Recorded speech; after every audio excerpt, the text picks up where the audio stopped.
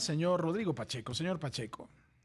Mi querido Paco, con gusto de saludarte con varios temas. Evidentemente, bueno, pues ya mencionabas esto que dijo el presidente con respecto a imponer aranceles a la importación de maíz blanco, que veía los datos, pues importamos más o menos 600,000 toneladas de maíz blanco y en ese contexto prácticamente más del 80% de Estados Unidos, pero representa aproximadamente el 6% del consumo de maíz, digamos, en México para personas, eh, autoconsumo y consumo, ¿no? Son 18 millones de toneladas, lo cual implicaría que es un 6%, o sea, no es muy significativo.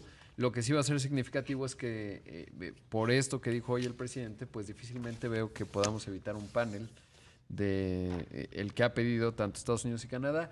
Ha dicho, y tiene razón la Secretaría de Economía, que pues no hay materia, ¿no? O sea, realmente no afecta el volumen importante de maíz que importamos desde Estados Unidos, que es el amarillo. Pero bueno, pues eso es lo que se dijo hoy. Me llamó la ¿Y atención para qué lo hacen? ¿Para qué lo utilizan? ¿Para jarabe de alta fructosa? y para los animales.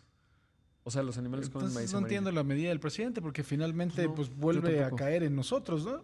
Sí, la Si fuera verdad un es que asunto, una es, medida por sí, salud pública y es para alta fructosa y también lo utilizan sí. para alimentar a los Y animales que después nos comemos, pues pues entonces no sí, estás ayudando en nada, ¿no? no, y además yo la verdad tengo severas dudas con respecto a... Por eso es que Estados Unidos ha puesto el énfasis, lo mismo que Canadá, en que la política pública tenga como base la evidencia científica. Claro. Y es un tema altamente Ahora, controvertido, es controvertido porque además de todo no hay ninguna evidencia ¿no? concluyente ni para qué hace daño ni que no hace. O sea, ese es el Exacto, problema. sí, Lo segundo, yo creo que más bien nuestro gobierno está tomando una decisión por una cuestión ideológica que ya hemos sí, platicado aquí, que es sí.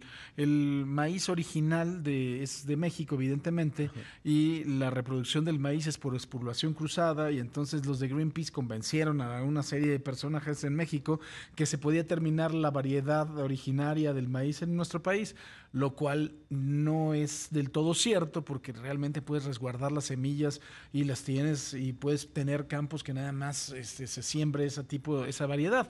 Pero pues bueno, es un asunto Sí, ideológico, el exacto. maíz. Y que te diría que incluso los subsidios que les dan a los productores de maíz en Estados Unidos, ¿a dónde crees que vienen?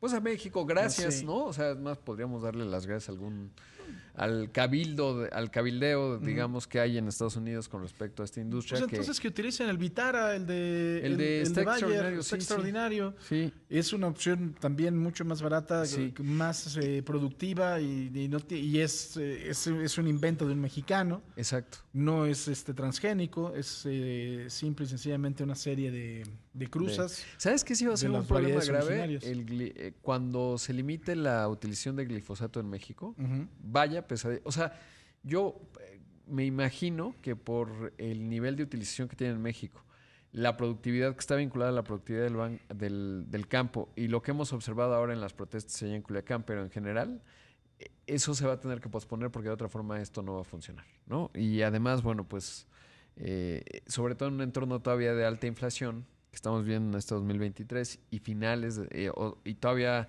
lo vamos a experimentar en 2024, yo creo que eso va a ser también muy contencioso el próximo año. Pero creo que el CNA, el Consejo Nacional Agropecuario, va administrando sus batallas. Esa es mi impresión, ¿no? Es decir, porque no ha generado más revuelo.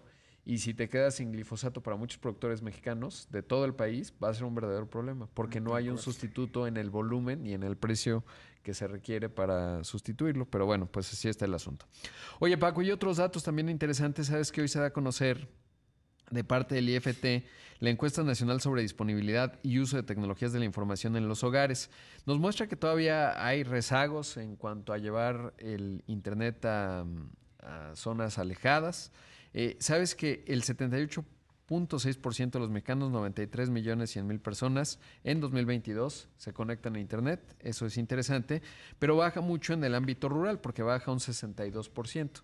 Y eso, bueno, pues es uno de los grandes pendientes que tiene México. Un dato positivo con respecto al tema de las telecomunicaciones es lo que ha bajado el costo de los paquetes de internet o de los paquetes de telefonía móvil. Mira, de acuerdo a lo que dice el IFT, por ejemplo, el prepago bajó de 164 pesos a 150. Estamos hablando 2019-2022. El pospago bajó de 521 pesos a 425 pesos. Entonces, está muy bien. En promedio, pagamos los mexicanos 337 pesos de servicios de telecomunicación. Está bien caro. Sigue caro. O sea, a nivel mundial, si lo vas comparando. Es 30% abajo que en 2019. ¿Dónde está la discusión que en parte, pues esa es la discusión que hay que tener? El precio del espectro en México y que no hay más jugadores. ¿Por qué? Sí, Porque claro. un precio de espectro caro pues hace que no tienes tantos jugadores. Hoy básicamente en México hay dos, digamos, que operan de espectro. Datos ilimitados en Europa. Sí, En no. toda Europa, por un mes, ilimitados. Son 27 euros. Sí, O sea, exacto. estás hablando 540 ilimitados en toda Europa. En O toda sea, Europa, no, sí, no sí, sí. limitado a una entidad, sino en toda Europa, 500 durante un mes. No, más, bueno, durante... Sí, pues, o sea, yo por ejemplo compré, he ido 2 veces a Francia este año y la primera vez compré uno de, creo que me costó 10 euros y tuve 3 días el internet que quería. Y luego en la segunda vuelta estuve en Francia y en Holanda. Ujú. Funcionaba extraordinariamente bien, 0 fallas, o Es sea, impresionante, ni además de media todo. falla. Tiene un problema de hackeo ahí los franceses importante, porque te llegan unos mensajes y te decía, para que no pierdas tu acceso a internet, marca este número y te cobran 20 centavos de euro por minuto. Y entonces ya preguntando me dijeron, no, eso es... ¿Quién sabe cómo obtuvieron los datos tan rápido? Lo más interesante es que pude hacer la transición, no tuve que comprar el SIM físico. Ajá. Todo es ya electrónico, es un SIM virtual, lo Sí. escoges en tu teléfono, pero lo que dices, el precio no tiene punto de comparación con No, respecto a mí. esta vez también que me tocó ir a la feria del turismo, la feria Al Fitur. a Fitur, compré incluso el módem. Un Sí, modemcito un módem, sí. pues, ¿Qué es lo- portátil, sí. chiquito, maravilloso, ilimitado también para toda Europa. Podías conectar hasta 7 dispositivos Wow. con todo y el internet. Y el costo del módem me costó 60 euros, 1,300 pesos. Sí, sí. O sea, entonces sigue siendo carísimo. Sí, sí, O sí. sea, Comparado con Europa, Estados Unidos sigue Sí. siendo muy caro. La otra es que, bueno, pero bajó 30%, que eso es bueno.